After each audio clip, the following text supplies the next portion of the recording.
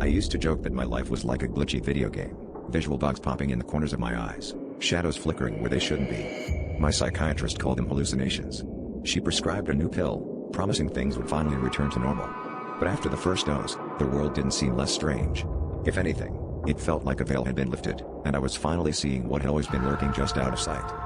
That night, as the city lights flickered through my apartment window, I noticed shapes perched atop the power lines.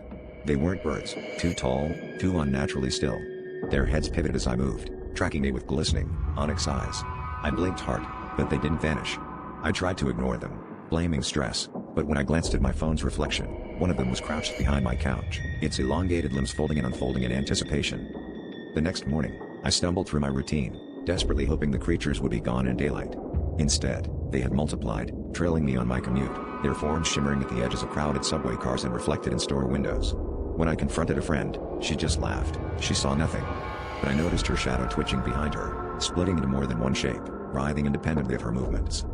That evening, as I locked my door and shut the blinds, I saw dozens, no, hundreds, of them pressed against the glass, faces stretched wide in silent anticipation. The prescription hadn't cured me, it had revealed the watchers, the true inhabitants of every forgotten corner. And now, every time I close my eyes, I feel their gaze burning through my eyelids, waiting for the moment I finally let them in.